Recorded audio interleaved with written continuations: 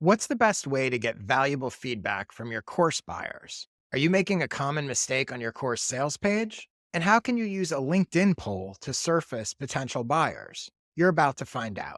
Welcome to the Clients from Content podcast. Today's episode is a special one because I'm going to share with you something typically only members of my Clients from Content program get to see. Every month, members are invited to join me on an office hours call where they can get one-on-one help from me with their business and learn from the help I give to others. What you're about to hear in today's episode are 4 excerpts from a recent office hours call with questions members asked me about their business and my answers. To learn more about how my Clients from Content program can help you for as little as $99, go to joshspector.com/program. Now, let's get to the first question. Clients from Content member Jared Barnes has a course that helps people grow gardens, but he also had a problem. He was struggling to get feedback from buyers that could help him improve the course and his marketing of it. Here are some specific things I suggested he do to get feedback from buyers. Hey, Josh and Emily, thanks for your time Hey, today. yeah, no So, problem. so my question revolves around getting feedback on the skill session type classes that I'm doing for my botanic boot camp. So I've had about 100 people or so, over 100 people buy my class. And as part of the class, I always email out and say, "Hey, thanks so much for buying. I love feedback. I'd love to hear what you like, what you didn't like, etc." And so far, I've only got like 3 or 4 responses. I'm trying to figure out a way to incentivize that, and I have 2 ideas. One is that I email everybody out and say, "Hey, thanks for buying the class. If you provide feedback by such and such date, I'm going to enter you into a drawing for free class that you haven't purchased." And so maybe that would help to incentivize. And then I also had a thought too that trying to look at people who have clicked on the link in the email, but who have Mhm. not purchased. 'Cause this is something you mentioned in a previous jam session slash office hour. Email those people and say, "Hey, I saw you clicked on it. You didn't buy. If you're willing to talk to me about or willing to do a survey on what kept you from buying to a drawing for a free class," again, keeping in mind rules in the US about Mhm. drawings and contests, you don't have to buy it in or et cetera. Yeah. So curious if you have any thoughts on that. Yeah, so I have a couple thoughts. So first of all, I wanted to ask you, what is it you're hoping to learn from the feedback? What is it you're looking for? I am looking for one, I think from the people who have done the classes, I'm looking for what they liked and what I can improve because I'm an educator. So for Mhm. me, I look at course evaluations at the end of the semester, and then I then use that information to make things better. So that's one thing. I think too, at some level, part of that will be I'm also looking for social proof where I can get some comments and feedback from what people have. Hey, I really like this class. Like, people can tell you on the street or at conferences or something, "I love this," but getting Mhm. something like written down is good. I think for the people who haven't purchased, I wanna answer the question, why is it that you aren't buying? Is it that the price is too high, I'm too similar to a competitor? And so I'm trying to also gauge my niche a little bit better there as well with those people. Okay. So a couple of things here. So the first is I do like the drawing idea. I think it's worth trying. I think it will either work or not work. You'll either see that that's a lever that gets people to do it or doesn't. So I would try that. The other thing that I would do, I'm just looking right here to see if I can find, and I think this is it. It's funny because I don't think he uses this anymore, but I'm going to drop a link in the chat. I haven't read this in a while, but as you were talking, it reminded me of it. So I just did a quick Google search to find it. Incorporating the ask for testimonials within the course. So you'll have to read this again. I haven't read it in a little while, but I think it talks about how this is from a few years ago. I don't think Justin Welsh uses this field collector anymore. I think he uses a different one, but I would imagine he did the same thing. So towards the end of the course, in a bonus section, he explains why you may want to give a video testimonial, and then there's a widget to collect it and blah, blah, blah. But I think the general idea of incorporating the ask into the course in some way is interesting. The other thing you could do, and I don't know if you did this or not, but it could unlock bonus content. It could unlock an additional resource. It could unlock, now you could find an area in your course where it's like, hey, someone that's doing this section, it'd probably be really helpful for them to have a cheat sheet, a guide, a quick little 5-minute video where I demonstrate how I do it, something that's very easy for them to be like, oh yeah, like I type a couple sentences in the box and give them a testimonial and then I get this thing. I would consider that. The other thing is, it's possible, I don't know if you know this or not, but how it's possible some people haven't finished the course. So maybe they're hesitant to give feedback, or they've been delayed in starting to do it or take it or whatever. So that might be a piece of what's playing out here. That's something to think about. The other thing is, what are you asking them to do? Are you asking them to fill out a survey? Yeah, just a short survey would be something like Google Forms, similar to what you have. Probably some like 1 to 5 Mhm. Likert scale type questions. I know too the question, "How likely are you to recommend this to a friend?" Like, Mhm. research has found that that's a really good question to ask as well, but yeah, just some type of survey. Do you emphasize how short and how simple the survey is to do? It'll take Yeah, you 30 seconds. It's three questions. It's whatever. I can add that in. Yeah, Yeah, that's a I would do that, especially if it's short, which it should be. And hey, someone's more likely to do it if it's, hey, it's three multiple choice questions and it'll take you 30 seconds versus, will you fill out a survey? People just don't know what it is. So it might eliminate some assumptions that may be holding them back. The other thing I would try is, if you're sending them emails, you can also try just allowing them to reply to the email and give you your thoughts. And then maybe the ones that give you your thoughts, you follow up with a deeper survey potentially. Again, you'll have to experiment, but I think if you try a bunch of these different things, you'll see hopefully one of them clicks with your audience. I did something, this was in a survey actually, but one of the questions was, and this is something you could do. Also, you could do both, right? You could say, oh, I love your feedback. And you could have one question in the email and be like, I think the question I used was like, it was about my newsletter. And I was like, how does my newsletter make you feel in one word? So you could do that and go, how did this course make you feel in one word? And if you've got 30 seconds to answer three multiple choice questions, click here and go do the survey. So you've given them two different options. And one is, oh, I can hit reply and give one word, which, by the way, I've also found that sometimes when I would ask those questions, I would limit people to a single word or limit them to a single. And it oddly was valuable because it forced them to make a choice. And I remember when I did it for my newsletter, seeing patterns, like it was so interesting that when they could choose any word they wanted, yet there were certain words that multiple people chose. Like that was actually very telling to me. So even though it's not a traditional testimonial, it might be helpful for you. So let me see. Did I have anything else for you? Oh, do you use, I forget, do you use ConvertKit for your I emails? did, yes. Okay. ConvertKit allows you to embed polls. They have a polling functionality. I use it in my welcome email now. So you can embed a poll. You get, and I guess you can do multiple questions, but you can do like a one question poll, multiple choice. You can also tie their answers to tags, which could then tie to automation. So you could say, you could have a poll that's, rate this course one. What did you think? And all they have to do is click. They don't have to do anything else. And you could then have an automation that when the people that said 5 stars, you follow up with and say, oh, could I get it? Whatever. The people that said 1 star, you follow up with what did you like or whatever. So that would be another way to do it, which would be, it's all about like, how can I make this as simple and quick and easy for people as possible and get something from them? Yeah. So I would try that stuff. And by the way, the poll thing is pretty easy to set up, like the tags and the automations. ConvertKit support is really good. So if you lose your way, they can probably help you. Right. Thanks for Cool. your idea. Yeah. Appreciate it. No problem. My next office hours call excerpt comes from a conversation I had with clients from content member Sally Evester.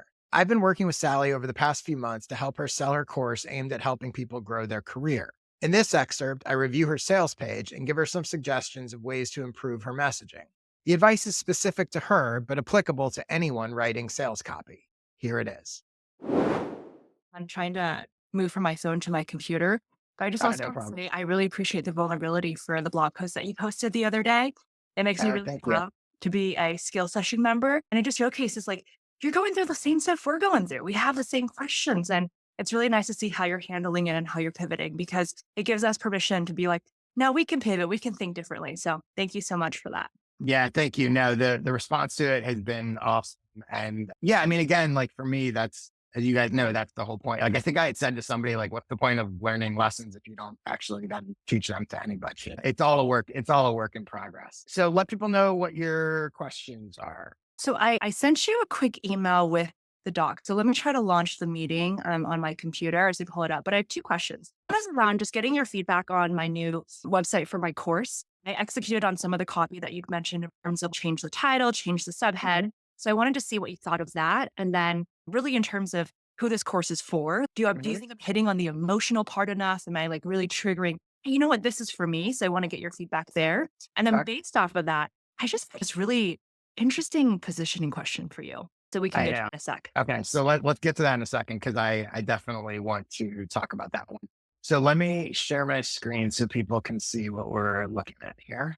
Okay. So this is the sales page that you want me to look at, talk about, etc. Correct? Yes, please. Sorry, I Okay. think I did this correctly. Hold on. Let me try to leave from my phone. Okay. Okay. No problem. Yes, this is exactly it. And what Okay. you'll see here is I changed the title. So now I say stuck at Mhm. L4, L5 and saying, I use Mhm. that level because it's people, if you're in saying, and I'm trying to like trigger people who are in big tech, you Mhm. know the vernacular and that like makes sense to you. And then I'm talking about the transformation, which is unlocking that next level. Yeah. Um, and then the thing below it is really about what do you tactically get out of this? So I wanted to get your perspective on that. So I like this in that I would have no idea what it is, but I shouldn't because I'm not the target audience. Right. So Yeah. assuming your target audience knows exactly what you're talking about here and it's what they want, then it makes a lot of sense. Does L4 and L5 stand for level? Does the L stand for level?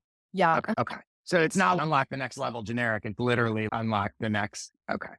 So I like that. The only thing you might want to do is maybe it's a question mark instead of a dash, stuck Mhm. at L4, L5 and bang, unlock the next level. And I'm not 100%, I'm not necessarily recommending this, but you might want to think about, is there a way to flip to, I mean, you're leading with the problem and then saying the result that they want, which Yeah. is fine. I don't think I'm not suggesting you change it. It's just something that jumped out at me. Would it be better to lead with what they want? But I don't, in this case, not necessarily. I think you're okay. Learn the formula that drives career growth and master the one skill that makes your impact impossible to ignore. I think this part, learn is a weird word. I have a complicated relationship with it because on the one hand, I think it's good and it's part of what I do and part of what you're doing and whatever. On the other hand, I think there's people that like that just sounds like work and I want the result. Right. And sometimes they, I think, worry or think maybe like, oh, I'm just going to learn a bunch of stuff, but is it actually going to work? Or I already know everything I need to know. It's still not working, that kind of thing. So I like this part. Master the one skill that makes your impact impossible to ignore, working loudly, makes your impact impossible to ignore, or maybe that master the one skill. You could even say that will take your career to the next level, or the one skill that will drive career growth and make your impact impossible to ignore. Yeah. I don't know that. Also, in some ways, I feel like the formula cheapens you. Yeah. So I would just remove that. Okay.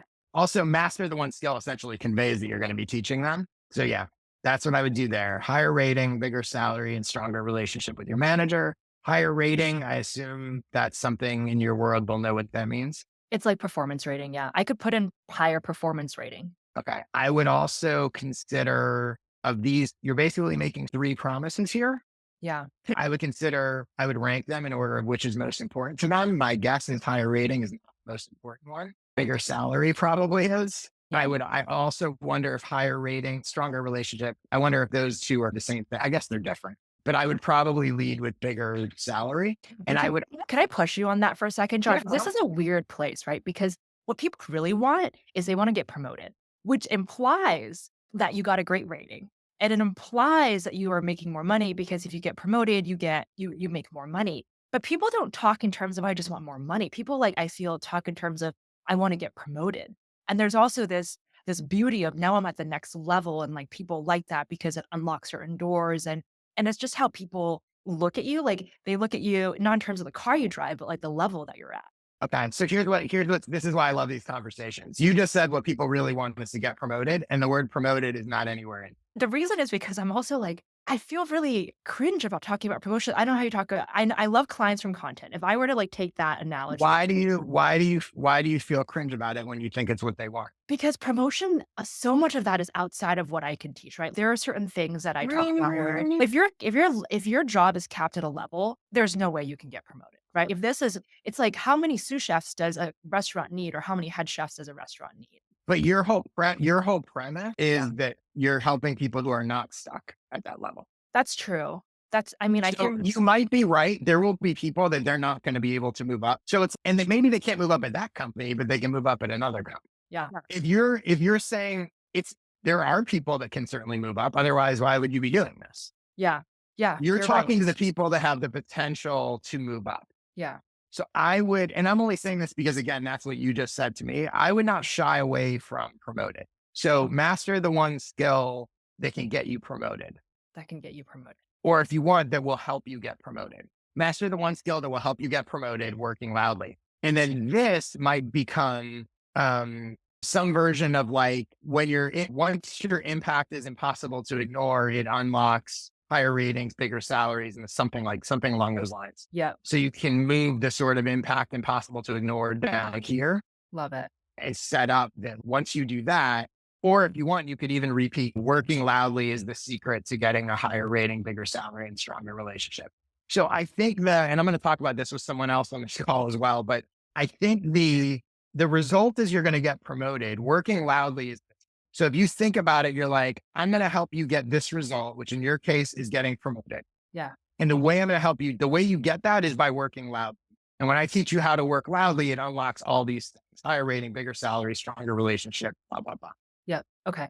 And so then don't change the title. Title's fine, but the subhead below the title is what I think, Yeah. in addition to Yeah. the higher rating and all of that stuff. Yeah. I mean, you can change the title if you want, suck it out 4L5, but I think that's okay. Yeah. But I would have here master the one skill that's a lot of times there's a premise underlying sort of what we're selling. Your premise is that working loudly is the key to getting promoted. If someone buys into that, so your first thing you need to do is you need to get, like, if someone buys into that premise, then you teach them how to work loudly. If they don't buy into that premise, you're never going to get them anyway. Does that make sense? Yeah. If they, go ahead. I 100% align with you. But here, I'm going to throw like a curveball to you. Working loudly is you talking about stuff when you actually are good, right? If you have bad stuff, like there's none of that. Even talking about the bad stuff is not going to get you promoted. So what comes before it is, I call it my formula, which is you have to be high impact, which everyone talks about, but low maintenance, which no one talks about.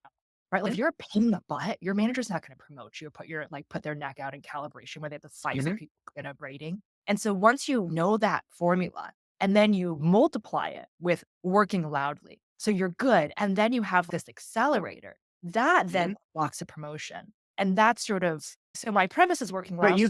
But you can say all that, right? Because you can't say all that on top. You can define that once you get into it, everything you just said. Okay. Thank you for helping me think that through because I was really curious. You also might want to consider moving this up. Okay. It's just a way very quickly for people to understand, like, oh, this is for me. Yeah. Love that. I think what I'm trying to attract are people who work either at Facebook, at Amazon, at That's Apple. what this is, right? Yeah, at FANG, basically, right? Because that's the moniker for those big tech companies. And I think if you work at a startup, I'm not going to be your girl because they operate on a different level, right? Like the speed, like there's a lot, the politics, all of that kind of stuff. What's interesting is the people who I attract are people who work at these big companies, the Metas, the Amazons, the Googles, or people who are adjacent to them. So they're like at a Capital One, or they're new to this. They have 20 years of experience, but they've never worked at a big tech company. And so those are like the people who are interested in something like this. And along those lines, Sally, are you 100% sure that your target audience knows this thing? I mean, I'm pretty sure, but Okay. But It's something to think about and not just knows it like within context of whatever, but you want to make sure that do they think of themselves as working at a company without the sort of context of whatever. And they very well might, I don't know. But if you're going to use a term like that, you need to make sure that they all know it. Yeah. Maybe like big tech potentially as a anonymous thing. Yeah. Replaced. Okay. That's Right. great. And I think here's a thought exercise for you. If this headline was some version of struggling to get promoted at a Fortune 500 company, Yeah. unlock the next level, my question for you, Sally, would be not knowing the specifics of what you teach. My guess is 90% or more of what you teach would be relevant to that description. Now you have just massively increased your potential audience. Yeah. You still leverage the Google piece because Google is a huge company and it's relevant to sort of all these things. And I think the lower on the totem pole, the hungrier, the more they're struggling, the more they whatever. So by making that shift, you have widened the audience in terms of potential companies. You have also broadened it in terms of levels. That's probably more than 10x your potential audience. The other thing you could do is add a section or have a separate one if you want just for the FANG companies, it becomes maybe even a more premium product because it's Mhm. more narrow and more niche and gives you a higher tier one and you got talk specific. And then that one is focused, maybe 70% of that is the same.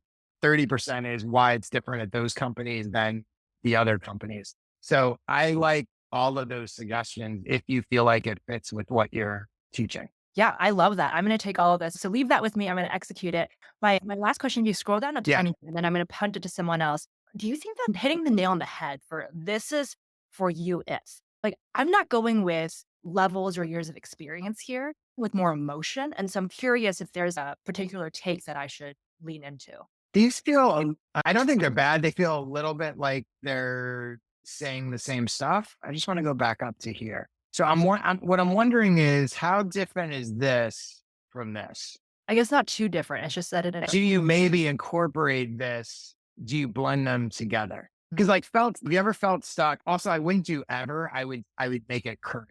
Do you feel stuck because you're working hard and not getting the accolades you deserve? That's not all that different than like you're stagnant, you're whatever. Do you see coworkers get selected for projects that match your skill set? Do you prepare hours? Do you have senior leadership zoning out in your presentation you spend hours preparing for? I would go present tense because you want to speak to like they're feeling this problem right now. So yeah, I don't think these are bad or wrong. I think it feels similar. And if you want, again, you could this course do you this, or you could say this course is for you if you feel stuck because you're working hard, you blah blah blah. I would blend the two. I don't think they feel that different to me. Okay. Sounds good. Thank you so Cool. much. The third office hours call excerpt I have for you today features a breakdown of the best way to offer a discount on a paid product to people when they first join your free newsletter. Here's what I suggested clients from Content Program member Andrew Methvin do to turn more of his free subscribers into paid customers. Hi, Andrew, Josh. How you doing? yeah. We spoke last week.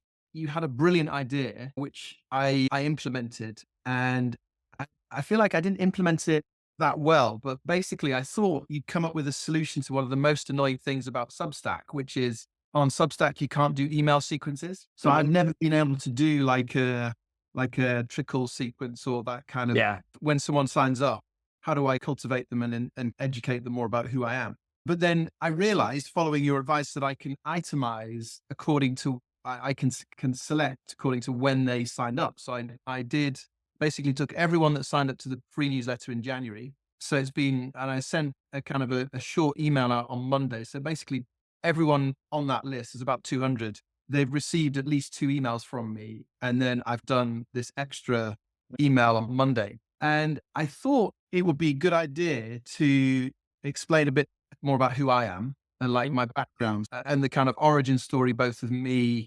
Obviously, my thing is learning Mandarin, and people always resonate with the story of how I came to do that.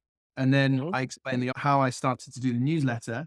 I thought would also generally resonate and it's interesting to people. And then I talked about the problems that it now solves. And then I did it right at the very end, although I flagged at the top. I said, and now as a thank you for your attention, here's a 20% discount on annual subscription. So I had about 40% of the people that opened it, and one person clicked the link, and no people have bought. So I'm wondering whether I was planning to do another 2 emails anyway, and I was going to do one today, but I decided to wait until we spoke, and I'm going to do it after. Yeah. I'm just wondering what I got wrong. I think I tried to put too much in, and maybe I should have just stuck with the story email and not sold anything. And then maybe I do the kind of, okay, this is how it could help you. And then I do a kind of a last minute, this is the deadline thing. What do you think? I would have gone the other route. So can I show what you sent? Can I share my screen? Yeah, sure. First of all, I also had no idea that you could hack or end around segment Substack by just sending the people that subscribed at a certain date. So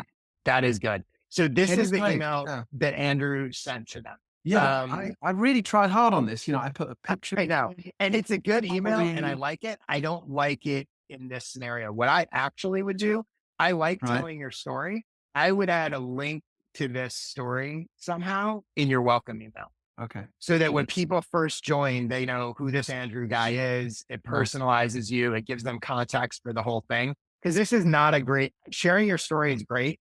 I don't love it as a sales thing. I don't love it in this context. I really Okay. like it when people first join the newsletter and they're like, it makes it personal. So that's what I would do. Subject line, why I started real time. And that's not super compelling for an email in this scenario. Also, they've already seen a couple issues. So how it can help you, like theoretically, they should have an idea of what it is. At the end of the email, there's a special 20% off discount for our paid membership. Okay.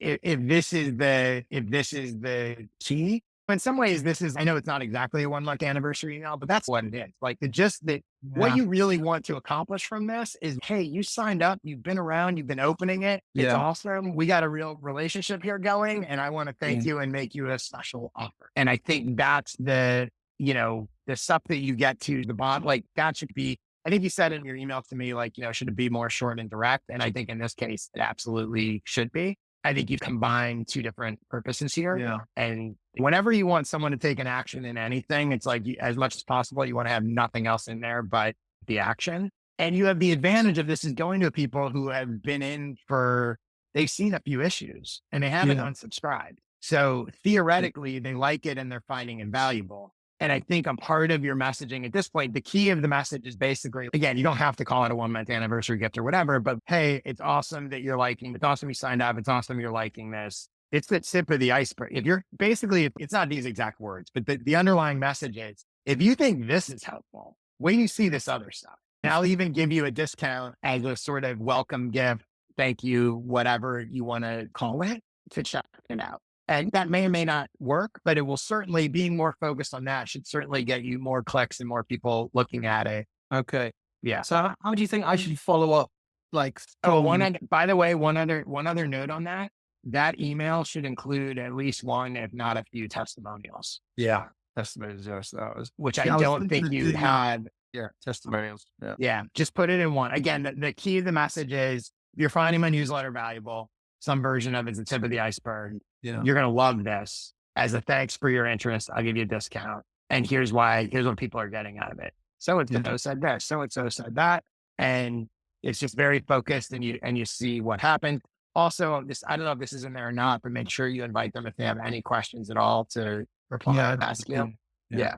As a more compelling title, would you suggest something like "You're Gonna Love RTM Plus," or what would you? That's a good question. I mean, you could experiment. See, it's funny. Like and again, it doesn't have to be 1 month anniversary, but I liked that because as a subject line, I knew it would make people curious. Let me see what I used as my subject line for that. Because if you get a subject line that's, I've got a 1 month anniversary gift for you, they're going to open just because they want to know what it is. Whereas if the subject line was more direct and was like 20% discount on blah, blah, blah, in their own mind, they're like, I don't care. I don't want that or whatever. So I like something, hold on. I'll tell you right now what I was using. So my subject line was my 1 month anniversary gift to you. Okay. So you could do something like that. You could do a special gift for you, a welcome, a real-time Mandarin welcome gift for you. I just feel like people are going to open that because they want to at least know what it is. By the way, here, I'll show you what, I'm not using it right now. I have it off.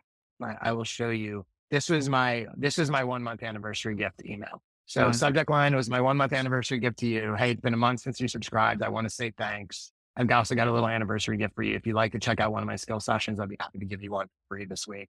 Just reply, let me know which one you want. I'll send it to you. So that, like, very simple, very direct. You could do a version of this. There's one link for them to click, which took them what to the product page. Now I was giving them a free one instead of a discount, but you could just as easily be like, I'll give you 20% discount or whatever. And do you think a discount still counts as a gift? Yeah. Okay. And do you agree it's a good idea to do one last? So I this said a 51% open rate for whatever that's worth. Good. Yeah. I don't know. So I set the link, the discount link, it expires on Saturday, on Friday. I said it expires on Friday, but it actually expires on Saturday. Is it worth me doing one last, this link goes in 6 hours or something? Yeah. A reminder. Yeah. I would do that. So you're giving them a week to take advantage of it. Okay. You're telling them that in the email, like, if you join this week, you blah, blah, blah. Yeah, I would send at least one more email. I would probably send an email 24 hours before it expires. Doesn't have to be exactly 24 hours, but roughly the day before it expires. Okay. Good. Yep. Okay. Then my personal story, maybe I'll just put that in the welcome email. And then, Or have it, because you can set up pages on Substack, right? So set it yeah. up as a page, and then your welcome email can link to it. And then it's also a page on your site Okay. about, it's like an about page or whatever, but Yeah. you're just driving people there. Okay. All right. Great. Thanks, Josh. It's really Yep, helpful. no problem. Did you know LinkedIn polls can be a great way to surface potential buyers? Clients from Content Program member Elena Serengo Munez is a leadership coach who wanted to do that, but she wasn't quite sure the best way to approach it. So I reviewed the poll question she planned to post and gave her a few suggestions to improve it. Here they are. Hi, Elena. Hi, Josh. Thank you. So So, I know what you want to ask, but let people know what your situation is. yes, I want to create a webinar. I've seen somebody doing this and it was very effective based on the answers of a poll he created in LinkedIn. Mhm. So, I had already created the webinar. I Mhm. have a call that Josh has seen, but I have not put it into LinkedIn yet because I want to make sure that I use all the tricks available out there to get the Yeah. most engagement, the most answers and comments, so I can invite all those people to the webinar. Okay. So can I show your email where you have the copy? Of Okay. course. So this is what Elena is planning to post. So this would be the start of the post, right? Calling all corporate and HR leaders. Yes. 2025 leaders are balancing strategy, accountability, development, blah, blah, blah. If you had to pick one, which leadership challenge feels most pressing right now? And then this would be the poll question, right? What's the biggest leadership challenge you're facing? These would be the answer options. Vote and comment. Your insights will help shape our upcoming webinar. Is it our or my upcoming webinar? I'm doing it with another coach, so it's our. Okay. Maybe tag them. Sure. Yeah. Okay. So a couple things here. So the first thing is, and let me ask you a question. So your plan is you're going to post this. You hope that people vote. You hope they comment. You can see the best thing about LinkedIn polls is you can see who chose what option. And then my assumption is that you're going to direct message the people that voted You got it. to invite them to the thing. Okay. Yes. So, and you're not, whatever responses you get are not actually, like you said, the webinar is already sort of created. So it's not actually going to change what the webinar is, right? Oh no, it might. I It might. might. Yeah, edit it as I find more Okay. insights from the comments. Okay. So one thing, and I did not do a character count. I don't know if you did or not, but I think these can only be 30 characters. Yeah, I'm gonna have to reduce that. So yeah, so you probably have to tighten that a little bit. Yeah. I don't know, in this kind of thing, all you're really trying to do with this post is you're trying to get people to respond to the thing, right? So not that part, this kind of preamble, I don't know that you need it. I just think it delays people getting to the point, right? Okay. Like, I don't know that this adds anything, right? You know, maybe you just go, and I also don't know that you necessarily need that, right? In general, and you know, sort of how my approach to things where it's like tighten, like remove all the, sort of unnecessary stuff. So I'm not 100% sure that it shouldn't just be, which leadership challenge feels most pressing to you right now? And then the poll. Because my concern is the more stuff you put above that, you're just going to push the most important thing down, right? Maybe this is okay if you feel like you only want those people answering, corporate and HR leaders. But my guess is you want as many people possible to answer, because this is really like lead generation, and you can go see their profiles. And if they don't fit, they don't fit, and whatever. So I would also worry that maybe this scares some people away, because in their own mind, they're like, I'm not a leader. I just work in HR, or you know how that goes, right? So like, to me, it's like the goal of this is to get as many people possible to answer it and to spark as much conversation. So I think I would probably just go, which leadership challenge feels most pressing right now? You could do another poll down the road. Oh, I asked this question and it was really interesting. Now I'm curious to see how those answers differ from corporate and HR leaders. So like you can take multiple shots at it. So I think that's what I would do. What's the biggest leadership challenge you're facing today? Now, here's the other thing that you would know better than me. And I don't think this is necessarily a problem, but it's something to think about, right? When you're asking questions that require people to essentially say, I'm not good at this, I have a hard time at this, I'm struggling, may be a little more hesitant to respond, right? There's a vulnerability, especially in a career function. I'm not saying that that's the case, but if I say developing leaders who inspire and engage, what you're really asking is like, what are these things? Which of these are you struggling with? Which requires someone to go like, I'm not doing a good job doing the thing. Might create some hesitancy, Yeah. right? Yeah. So not necessarily, but possibly. So you might want to think about, again, this gets into like, what you're really trying to figure out is what they want to learn more about, right? Yes, because the webinar is about teaching them on, the intersection between leadership and emotional intelligence and Mhm. what applies to teams and what applies to the individual leader. So, So let me yes, ask you a question. And again, I'm not necessarily, this is not a, it's not, I'm not saying you shouldn't do it this way because there is value in getting people to sort of identify what their problems are because that's ultimately what you're trying to help them with. If you instead framed it as which of these do you think is the most important skill for, so you sort of gauge what do they think is important as opposed to what do they think is hard. Do you think that those answers would be relevant and helpful to you, or do you think that would sort of be measuring a different thing? I don't know the answer. no, I love the different perspectives. I think people are not, no, with you asking that question, I'm thinking the purpose of the webinar is not necessarily to help corporate leaders solve the biggest challenge, is Mhm. actually invite them to develop what they think is the best, the what they need, what is best to, it could be a strength they have in their corporation, in their organization, in their Mhm. team that they want to continue to develop. So So I in that think, context, is important better because you're sort of gauging like how are the people that are going to go to this the people that are like this is really important to me. yes, these are leaders, these are HR leaders that want to, implement some kind of corporate training, corporate development workshops, hire us as coaches to develop their leadership team. So it is, I would say,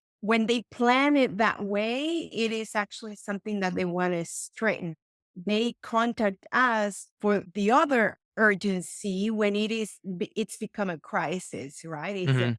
It's a situation they need to solve right away. So this is Mhm. a proactive approach. So I think with the way you're rephrasing the question, I Mhm. think it's perfectly fine. Okay. So yeah, so I would maybe go that way, right? Like which of these is, what's the most important skill is probably not the right word, but what's the most important thing for leadership to accomplish at the moment? Or, what's the single most impactful thing leadership just something that's along those lines that's more that, so that what they're saying is they're like, this is the thing that I believe is the key to good leadership, right? Which of these do you think is the biggest key to strong leadership? Oh, I think that, to be, yes. And by the way, in the comments, they'll go, oh, it's all four, it's whatever. But like, forcing them to sort of choose, it just feels more positive spin than sort of negative, and I'm struggling with it. And I think it's also going to lead you to people that, are now going and they've told you like this is what I care about the most. Like this is how I'm judging leadership. This is what we're putting our time and effort and resources into, right? Or another way is you could say priority, right? What's your biggest priority as a leader right now? To develop leaders who inspire, engage, create a culture of accountability, strengthen. One way you can shorten these characters, by the way, is try to lose the I. So develop leaders, create a culture, strengthen emotional intelligence, invest in leadership development. Perfect. Yeah. But then otherwise, I think that was really sort of my only big, let me just double check my notes for you. Oh, a couple other suggestions. It's a free webinar, I assume. Yes. So you could also invite people to, this goes back into getting engagement. So they can just answer the poll, but you can also invite them to comment if they want a reminder or an invite when it goes out. Okay. Right? That might get you some additional comments because they're not going to, that you're going to message them when they do this. They don't know. So you're saying, oh, we have this webinar, but you actually haven't told them or invite, like if someone sees this and is like, I'd like to check out that webinar, you haven't told them how to do that. They don't know you're going to message them. True. They don't know that voting is tied to that. So invite them to comment, right? The other thing is, you can also invite them, maybe they think it's something else, right? Maybe they think it's not one of these four and it's some other thing and they should tell you in the comments. Mhm. Is it something else? Tell me in the comments. Want me to give you a heads up when the webinar is available? Let me know in the comments. I think you can tie some reasons for people to comment on this, which will help the engagement and help the reach. Got it. And and even for that matter, another reason for them to comment, I'd love to hear, why you chose what you chose. Okay. In theory, especially now with the sort of important one, it's like, give them an opportunity to be like, nothing's more important than creating a culture of accountability. I did blah, blah, blah, blah, just like I was saying before, right? You always want to create opportunities and sort of prompt them to comment, because that's going to just drive way more reach and give you good information. Mhm. That's awesome. Cool. Thank you, Josh. Yeah. Good luck with that. Thank you. That's a wrap for this week's episode of Clients from Content. What you heard is the tip of the iceberg of how I help my clients, and I would love to help you as well. Go to joshspector.com/program to learn more about how I can do that. Thanks for listening, and I'll see you soon with another episode of Clients from Content.